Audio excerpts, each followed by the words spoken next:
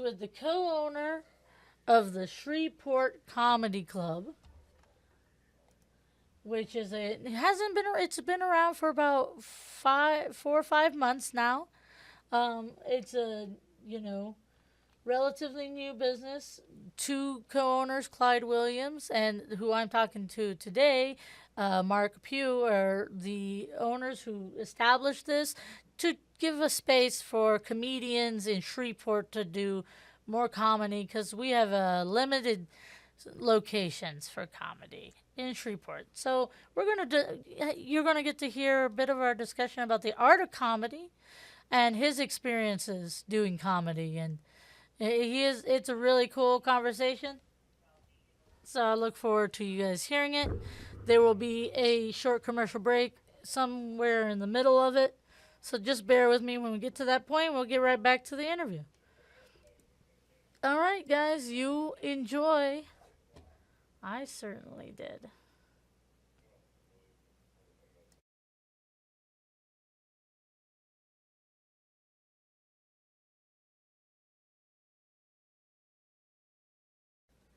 Hello, I'm Brittney Hazelton, and this is ArkLaTex Artistry, where we explore the arts in our area.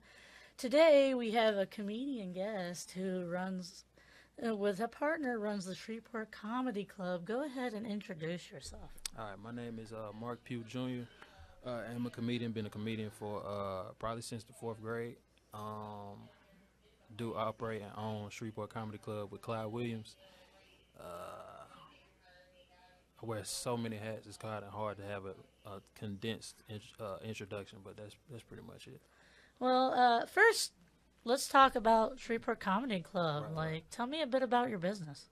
We opened about 5 months ago. We started having shows 4 months ago, and we try to do something every week. We have an open mic, and I just wanted to come back. I just came back from Austin in February and wanted to do something for the comedy community because while I was away, I was hearing a lot about what's being underserved and what's not happening for the community. So we have a lot of comics out here that are very talented, been all across the country, some across the world, but they come back home and they don't feel like there's something that they can do in their own neighborhood. So I wanted to open a comedy club that was focused on just for us by us type situation where we we have a green room, we have stuff we need, stuff like that. We just building it brick by brick.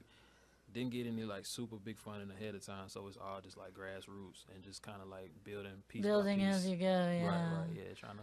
Trying to do something for the whole flock of comedians we have down here. Yeah, we have a lot of talent, Yeah, and a lot. I feel like in all the arts and Right. entertainment, Right. there's a little bit of underservedness for how many talents we have here. That's a fact. There each kind of like group. I feel like building something right now, Right. from film to art, visual arts, the music community, and you guys. I'm glad that you guys came back and you're building something here for the comedians because Yeah. they deserve that space. Absolutely. We even a lot of the comedians also. Some of them into acting, some of them into film, music. Yeah. So we kind of like try to. Actually, today is Thursday. We have a talent show at the club. So people that do poetry. Max Swans? Max Swans, Yes. Max Swans. Yeah, he runs that. He's been a good friend of mine for a while. I remember when not when he first started, but when I first found out about him, he was a younger guy. But we were already doing like live music shows, and we would bring because I saw the talent and the what's, for lack of a better word, the tenacity that he had. He really does. Is unmatched. So I wanted to help as much as I could. So we brought him over there. And he's been doing a great job. I interviewed Mac last year. Okay. Around around the same time. It's almost like almost near the same time I met him, Right. and I fell in love with his music. Absolutely a creative mind, and his music's not like any other music. I really, So I listen to his stuff all the time. Gotcha. He's Yeah, one of my favorite musicians, and I don't just say that locally. I mean, like Just in general. Yeah. He's one of my favorite musicians. Absolutely. So it's cool to see that you're working with different artists and different types. And I think I feel like I've been seeing that a lot more collaboratively Right. between the different. Because that's one thing I'm trying to encourage. Like, I want artists from like the film industry to work with the visual artists. Right. I want the bands to work with the visual, and like everybody kind of work together Right. because we could really build an artistic community that's not just based on one type of art, That's right? a fact. Right. We Right. can make a very multimedia Yeah. like thing Yeah. here. Yeah. Definitely. And so in your words, how Mm. is comedy an art form? How is comedy an art form? Mm-hmm. I would say it's an art form in the fact that it's a form of expression. Even if you are making up something, it still comes from some aspect of reality or your personal experience. So I like a lot of storytellers. And I do like one-liners, but I really like storytellers because it's a unique Oh yeah. perspective. We may go to the same place, we may have the same type of family members, but this person making it funny versus how I make it funny, it'll be two totally different aspects on the same situation. Oh yeah. And to be able to make somebody laugh is a skill. To you can see the funny in sad stuff, depressing things, even happy things. You can find something to laugh at. So I think it's just finding the minute details of something and giving another perspective and making somebody laugh. I think that's a unique artistic expression and Oh yeah. experience. Definitely. It's not only that, there's got to be a little bit of performance to Oh yeah, it. perform. Yeah, it is a perform. Again, the writing that you have to That's do, true. Yeah, yeah. you know, the delivery, everything about it, Right, I right. feel like is an artistic thing. So Absolutely. I had an interesting question since Mhm. we're kind of on the topic. To you, is there a difference? And if there is, what is the difference between humor and comedy? Yeah, I do think there's a big difference. Comedy is more so the art form, and then humor is just what the art form produces. You know, so humor you can find humor in anything, but I think that's just under the umbrella of what comedy is per se. You know, because I know somebody can be funny at the water cooler at work. That's Yeah. not necessarily a comedian or comedy. It's It just doesn't somebody mean that that's they can right. make the punchline kick, Yeah, hit the audience right, man, I've right? seen so many people that come to open mics or try to get on shows. They're like, "Well, everybody at work say I'm funny," and then they get up there and they're not good at comedy Yeah. because it's a whole different monster. So I would think that that's like the biggest thing is you have to learn how to translate what you say or what you think is funny over here, and go to the stage and have other people to understand how you see it. You know what I'm Okay. saying? That's how I see the difference. So it's taking the humor in life and then refining it and making it, Yeah. being able to read a crowd makes it what is the art Right, that is right, comedy. right, right. Generally, Yeah, okay, I like your, because this was a discussion my husband and his friend was having a lot. Okay. He's like, this is what we call humor, and this is what comedy is. So he Mhm. always calls out situations like when something's humorous, Yeah. it's this, and here's when it's being comedic, is when Right. you can put it in a situation and get a people to laugh about the Right. situation. Yeah. Okay. So how long have you been doing comedy, and would you say that you were the funny kid? I was a really quiet kid until Okay. people got to know me. Then I would start coming out of my shell. I was Yeah. very shy at a young age. But the first time I got on stage was in the 4th or 5th grade for a talent show. I used to watch a lot of Eddie Murphy movies growing up, Oh, nice. and I didn't know he was a comedian. I was a fan of Sinbad and like Martin Lawrence and all that stuff. But I saw Eddie Murphy Delirious in the video store when we still had Hollywood Video. Yeah, we And- have that on. Yeah, Yeah. and I asked my mom to rent it so we could watch it. And that's the first time I actually saw Eddie Murphy do stand up, and I think it's been a wrap ever since then. Oh man. I would go to sleep listening to Comedy Central as a kid, just growing up. I listened to all types of comedy. So it was generally a big influence in your life. Yeah. Because I started out being a visual artist. I used to draw a lot, but I always kept comedy kind of like close knit. I did that one show in the 4th grade. I did it a few times at used to speak at church, and ever since then I kind of like kept it close knit. And then as I got older, I would start to go to open mics and kind of test it out. But I still wouldn't tell anybody. I'd do it on my own. And then Yeah. as I got better, that's when I started to tell people that I did it.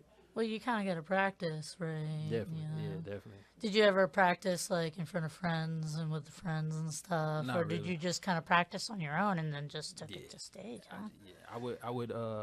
I would start by doing things that I thought were funny, and then I would take it to stage, and then I'm like, okay, nobody's laughing at this. How do I fix it, or do I throw it away? And that's essentially, that process never stops. That's what comedians do, Yeah. even like Dave Chappelle or Kevin Hart. But the more you do it, the better you get at it. You don't have to necessarily test. You can take thoughts that you have and take them straight to stage without refining them. And you Yeah. can just refine them on stage, and that's kind of how I like to do stuff now.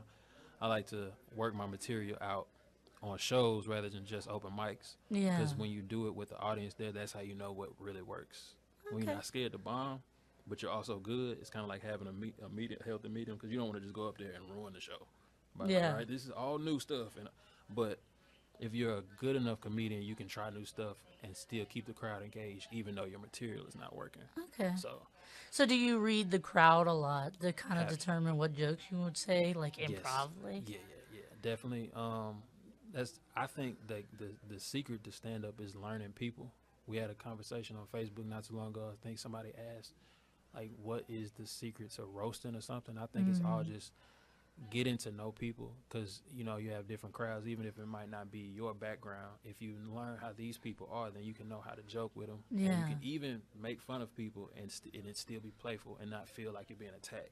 Oh, So I yeah. think, like, just getting to know people that's not like yourself, watching, observing, I think that makes you a better comedian. Yeah. The more humane you are as a person, I think that mixes well with comedy. That way you can do stuff, because I'm not a fan of just like shock jock. Like, let me say the craziest thing ever. Yeah. Like, if it's just 100% that, nobody's having a good time. So I think it's a healthy medium of a lot of different perspectives, plus your own with humor. I think that helps. You were speaking about roasting people. I Right. think I come from my family. Half my family's Cajun. Okay. Yeah. And there's one thing I learned when I was younger is Cajuns roast the hell out of each other. Oh, It yeah. is a constant. And they'll pick at anybody. Mm-hmm. And like, I think a lot of people get like, they're weirded out by that. I was like, Right. look, that's just how Cajun people are. Yeah. They roast each other and their families. They'll roast somebody they see on the street, and then they'll laugh. Yep. And then they just want you to laugh Right. with them, And I think it can be off-putting, but like, honestly, if you're there for a comedy show, you kind of got to be prepared. You got to be open. And, But so what other qualities do you think it takes to make someone funny? Like, list your qualities you think. The most important thing is I think, it is going to sound like very bare bones, but to just be funny. I think you start with that and then kind of branch out. So that I is the think foundation. That's definitely the foundation. But I think having something to say, having a perspective and talking about it, or just be funny. And then you got to learn how to do that. That's the first thing. Oh, yeah. That I tell anybody, if you're trying to be a storyteller or a one-liner or observational, dry, it's got to be funny, because that's what we're here for. No matter who you voted for, what your perspective is, it has to be funny. So it's about reading the room, knowing your audience, and just being funny. All right. So what was the first time for you, like, that you took maybe a more professional stage? Okay. What was that like for you, The that very first- first time? The first time in a professional aspect, I'm trying to think I can't remember my first pro show. It I won't don't give know. me a first memorable one that you remember. I could say the biggest I've ever done was being on Kill Tony. Oh, really? I forgot what month that was, but I know it was I think the episode was 644 or 688. I think 688. 688? But that was the biggest, I believe, show that I've done, because there was millions of people watching. That is a And big then- show, yeah. and Kill that- Tony, definitely. I only had a minute to be funny, and luckily I wrote a joke specifically for the show, and I had practiced it 8 months before then, and it worked. So I got up there. It kind of didn't work when I got, because it's a different experience when you're at a club, no. a regular club. Oh, it's definitely Yeah, a yeah. rougher moment, right? Yeah. Like hypercritical, I feel like. Yeah, and I was the first one to open that episode. I was the first one out of the bucket pools to go up. They had the regulars, and then I was the first bucket pool. I went up, kind of set the tone, and then it just took over from there. So that was a interesting experience, because I don't even remember the crowd. I just remember seeing the stage Yeah. and the comedians that were over to the left, Tony and Red Band, and then the band. And I just remember going out in the curtain and then just going blank. And Yeah, because I imagine that's a lot of pressure. Yeah. But Like- I've been, because the journey of doing comedy is you do a lot of shows where it's one person in the crowd, two people, 10. You might be in a restaurant where nobody actually want to hear you do comedy, Yeah. or somebody's watching a football game and you have to talk up. So Yeah. that stuff prepares you for like moments like that where it's a bunch of people or it's nobody and you still have to perform.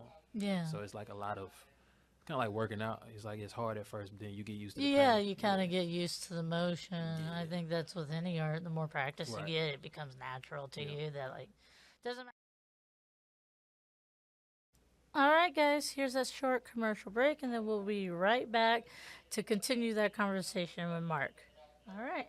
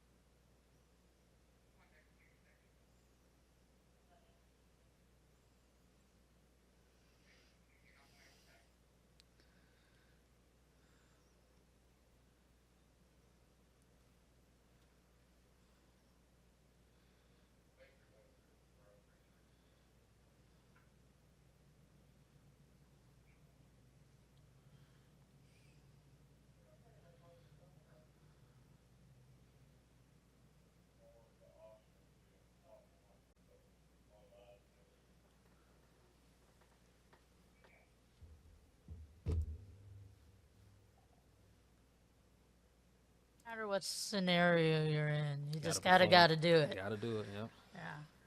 So let's see.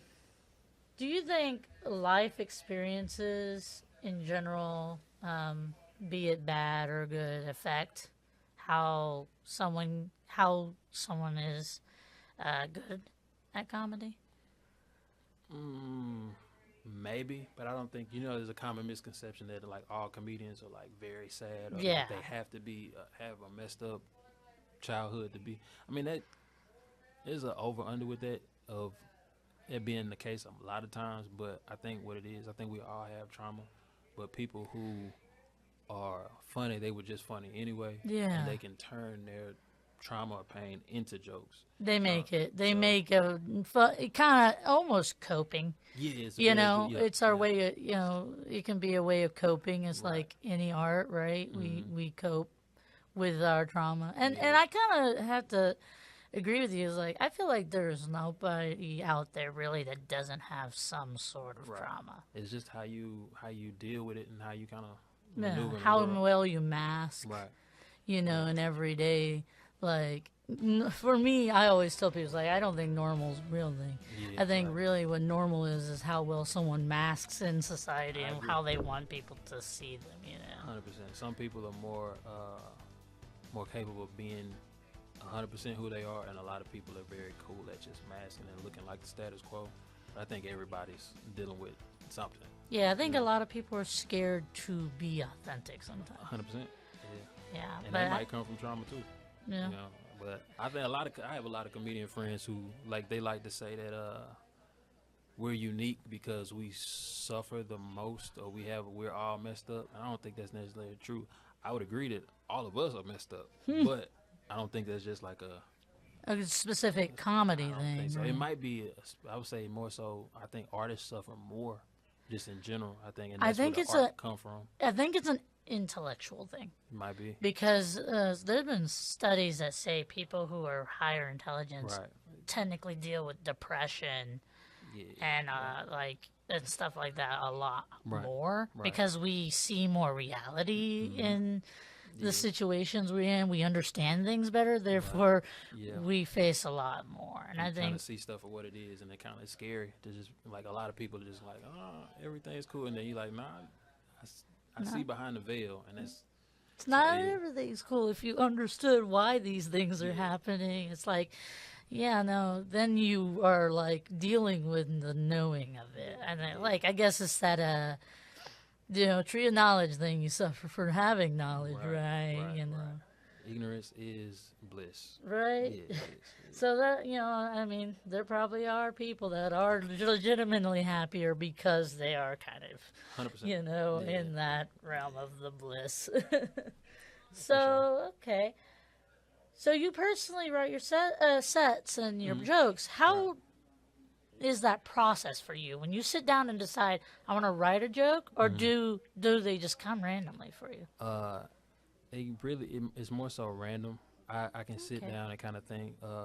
If I'm sitting down and make myself write something, I'll sit down and just kind of let my mind wander, and then things pop in, and I'm like, okay. 'Cause sometimes Almost like a meditation, right? yeah.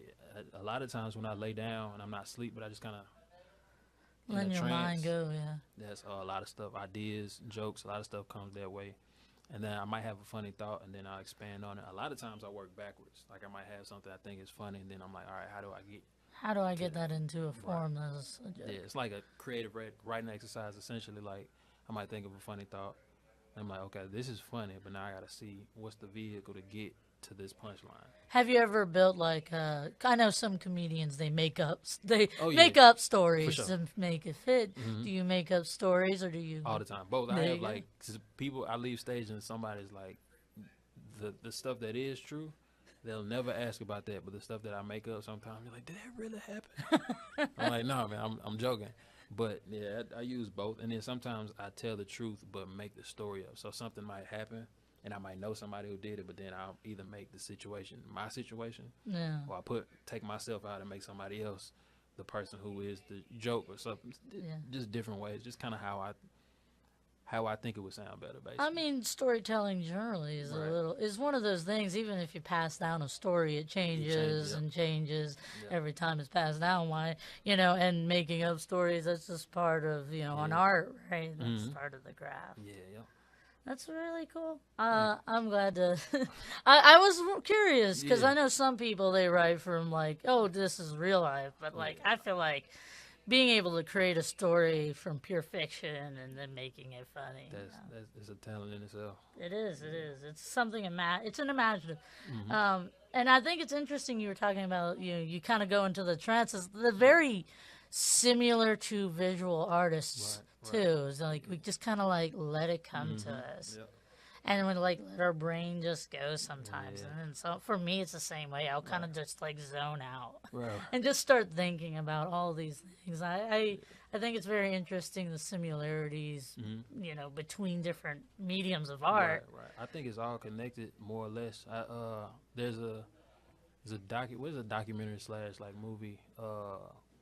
Dave Chappelle, I can't think of the name of it, but when he made that festival, he did a music festival in the middle of New York, Oh, and he was talking about, there was a scene where he was backstage playing a piano, and he was just saying like a lot of comedians want to be rappers, a lot of rappers think they're funny, so there's like always this link between music and comedy, and like visual arts. It all kind of, I mean, we got a lot of actors and things Right. that have become painters, and Right. Jim Carrey's a great example. Yep. Like his art is amazing, Yeah, and it like is. he went from doing acting and comedy all his life to like I'm gonna sit down and just paint. Yep. And I think he just already had the mind for it Definitely, because all artists kind of have a similar mind. It's just the medium in which we pick, Right. Yeah. and especially some of us just dabble in everything. Yeah, that's how I am. I'm thankful that I don't have to pay a graphic designer or a video editor, because I'm like, I do it all. 'Cause I started drawing, and then I just fell into comedy. And it was Hey. comedy was always at the bottom until I got older. And then I was like, you know what? You know what? In the future, you might be like, I'm gonna do a gallery show. Why not, right? Right. Like expand your art. Facts. Yeah. There's nothing wrong with that. So, I'm pretty sure I know that you have, but Oh. have you bombed on stage before? And what is that experience Oh, like when you bomb on stage? It's not fun. I bombed last week. A couple weeks ago, I was at LOL and the mic went out, Ooh. so we had to. And I haven't done this in a long time, but sometimes you might have to just do the show without a mic and you have to project. But the last time I did it before then was like maybe 6 years ago. Oh, wow. And that went well, but this time it did not go good at all. But bombing is just is a part of the game. It's gonna happen. The greats do it all the time, but it's just one of those muscles that you train. It's like it could always be. You can have 100 great shows, and 101 will be the one that'll be the worst one, and then you'll never stop thinking about it. But I think it makes you better. You might want to quit for like 2 weeks, and then you'll be like, I miss doing comedy, and then you'll get right back up there. So it's part of the game, but it doesn't feel good to everybody else do well, and then you go up there and then just.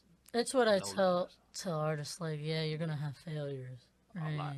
And they're gonna happen, but they're lessons. Like every time it's a lesson. We subconsciously know that what mistakes we made or what the situation, how we would have done it differently, and our brain learns something from that. Yeah, it's a lot of quiet car rides home after you do comedy. So definitely don't give up just because you bombed. Yeah, right. Right. Yeah. That's how you know where to step over. That's what lines you know how to step over. Mm-hmm. But I don't tell anybody to quit. But you don't have to tell anybody that's really. Nobody's gonna tell you to stop. Even if you have a bad painting, nobody has to tell you to start painting again. No. It's like, all right, well, I didn't like that, but I'm gonna go try something else. So with comedy, it's the same thing. The ones who are gonna do it, they're not gonna quit, even if they stop. The true artists. Yeah. You might get a guy that just wants to try it out, and he bombs, and he's like never again. I'm never doing it. It's like you weren't really committed to the art in the first place. He's gonna keep calling your name for sure. Yeah. So what advice would you give to someone who wants to try comedy? They maybe had a passion for it all their lives like you did, and they're just scared. What advice would you give that person to encourage them? Get on stage, watch a lot. I consumed a lot of comedy documentaries, interviews, because I just wanted to consume as much as I could. Mm-hmm. You're never gonna be ready, so you're just gonna have to get the first one out the way, and then after that, gets easier every time after. It'll tell you where you want to go. If you do it and you're like, I didn't do good, but I want to try this again, you'll be where you need to be. It was kind of like that when I started this podcast. Mm-hmm. Like, I used to do Twitch streaming, playing games, right? Me and my husband, but like, it's a different platform when it's focused on me, Right. And for one of the first few times, I was so nervous. For real. Like, I was like, I gotta do it. I gotta do it. I have to do it. I have to do it. And I just forced myself to do it. Yeah. Honestly, I had the choice to just pre-record things and not even be on camera. Right. But I was like, I want to be there and interact with the person. Like, it felt more real that way. You know more what authentic. I mean? It's a doing it like this gives it a kind of a more human element, and then people watching it, they feel like they're listening in on the conversation. Yeah. And it might help. You never know who it'll help or. Yeah, and I'm hoping it helps people. I definitely do. You know, especially in each medium. Also, in a weird way, I want to like take a historical record of all the artists that we have in our area. Yeah, right. Yeah, like building an archive of like, hey, these are artists that are happening. Here's them actually on camera. Because there's a lot of times we'll see, like, especially with visual arts, you'll see like a painting. Right. And you'll see the painting tons of times, but you never know who the artist is. Or sometimes an artist will just disappear in obscurity. Yep. Like they may have painted a mural on a wall, and that wall's there. That mural's there years after they're gone, and nobody knows who they were because they were never put on camera. So that's kind of my goal with this. Well, thank you. Speaking on behalf of all the artists, we appreciate stuff like this, Wow. and we Well, need it for sure. we definitely do. I feel like we need more good stories and stuff like Yeah, that here. yeah, You know, yeah. we have Definitely. everybody focuses on the bad, Yep. but there's a lot of good here. So much. Yeah, Yeah. it really is, and we're growing a lot. Oh yeah, every day. Every day. Every day. So, is there anything else that you would like to say? Also share your social media Yeah. with us. Everything. YouTube, Facebook, Instagram is usually at Mark Pugh Jr. MarkPughJr. I'm like 3 subscribers away from 1,000 on YouTube. Ooh, So that's pretty cool. congratulations! Thank you. Somebody reacted to a video where I was talking about why I left Austin's comedy scene, and that and the Kill Tony video that I put on my page kind of just took it up there. So I've been wanting to get back into streaming and all of that. So Okay. I think I'll probably be able to do it now since Hey. we at 1K. Well, almost at 1K. So Oh man. yeah, That's really cool. Congratulations Appreciate on it. that. Thank you. I understand, man. I've been trying to build my following a little bit. It's rough sometimes, Very know. rough, When you yeah. don't got money to throw at advertising, it's It's crazy. that's why artists have a harder time Yeah. making it out there, you know. I wish there was something. I don't know. We need a lot of resources as artists and information. I wish there was like somebody that was in the business side that could work with artists to get them to the business side. Like that would be To cool. really market it then. Right. Yeah.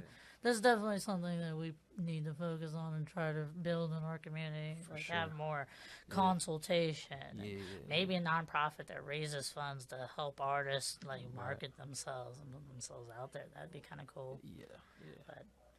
So, Yeah. anything else you would like to say before we go? When we come to Shreveport Comedy Club, Wednesdays is open mic. It's a lot of fun. We're gonna start doing a lot more pop-up shows at different places, and we have weekend shows too. Nice. Follow us on socials. Follow Shreveport Comedy Club on Instagram and Facebook. We post a lot of stuff there. Shout out to Clyde Williams, my partner. Check his stuff out too. Maybe we can get him to come on we'll here get him to come. sometime. Yeah. I'm gonna let him do a solo one so he can do all his razzle dazzle stuff that he like to do. Hey, He's I'll have to stop in and check out Please you do, guys. yeah. Where is it located, by the way? 7617 Pines Road, right next to Platinum Lounge, in Huntington Plaza. All right, that's Yeah. not too far from Not too me. far. I'm Yeah, in no. Keithville, so Oh it's yeah, not- right there. It's not too far. Not too Yeah. bad.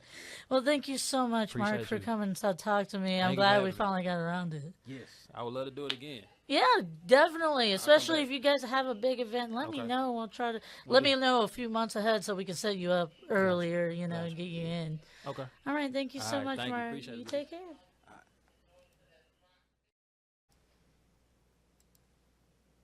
All right, guys. So that was my interview with Mark Pugh of the Shreveport Comedy Club.